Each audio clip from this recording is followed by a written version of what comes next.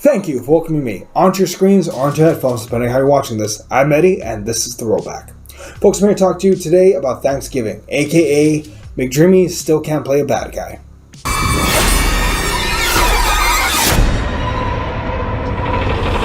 So this movie is camp as hell, but maybe in mostly the right ways. So the film opens on Black Friday with a mob of people trying to rush into Walmart, Kmart, not Target, Right Mart, that's what they call it. Something nice and generic where people haven't been stomped to death, right? Because only in the US do we have an entire unofficial national holiday to celebrate capitalism the day after we celebrate everything that we're thankful for. What the fuck am I saying? I worked Black Friday.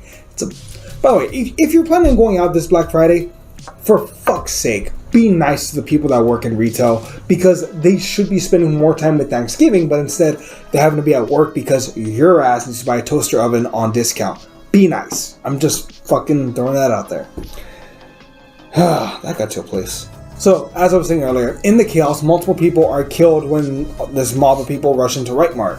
1 year later, there are multiple murders with someone wearing a, pilgrim's mask, I would say, set to even the score and take out anyone that was involved in that night, with the first brutal fucking kill happening to a waitress, her being decapitated. Not decapitated, she's cut in half.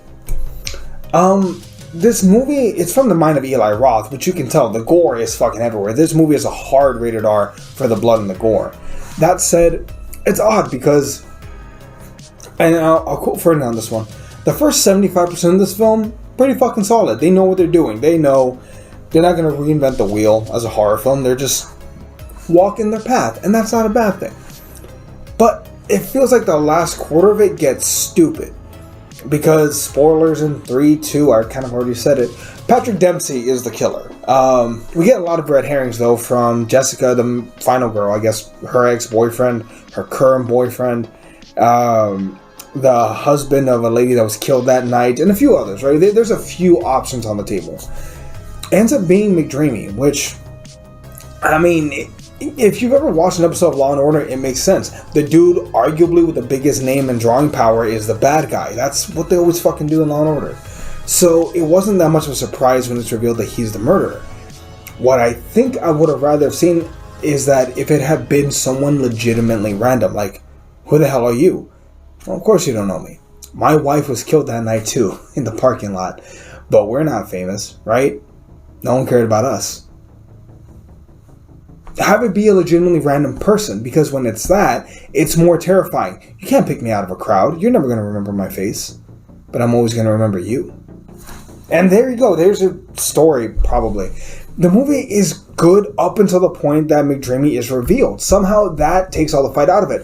And I'm not coming down on Patrick Dempsey saying he's a bad actor by no stretch. This is not his fault. I would argue this is more the fault of the writing or maybe even the directing, because it kind of falls flat. It feels not like they ran out of money, but it feels like cheap. Like, oh, she beats him with a fucking musket. Like, it's odd.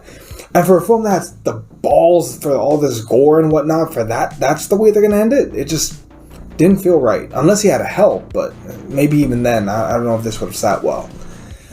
It's odd, this one. To their credit, the cast does their best with the material that they're given. Again, they're well aware. They're not rewriting, recreating the wheel. It's more like, can they execute all the way through? And for the most part, they kind of do. The high school kids are fine. The adults are, again, fine. There's no outwardly bad performances. The young lady that plays Jessica, a Miss Neal, if I'm not mistaken, does a good enough job. Like, it's weird. This movie feels like a whole bunch of fines, which is unfortunate because the script had more talent than that. It's weird. Just, it's an odd film. I know other people probably liked it more than I did. I don't hate it. I liked A Wonderful Life. But, again, these endings are falling kind of short. But maybe that's just me. This movie, it's weird. It's a B-. It's gruesome at times, fun at times, but it doesn't land on its feet. And I think that's the worst part. There's even some funny comedy bits in this. Lewis is odd in this one also. But endearing to some degree. He's just there, but he's here for a glorified cameo, if that. The movie's just weird. I don't know. B minus. But what did y'all think? Go and comment down below. We'd greatly appreciate it. We'll catch y'all next time. We'll see everybody.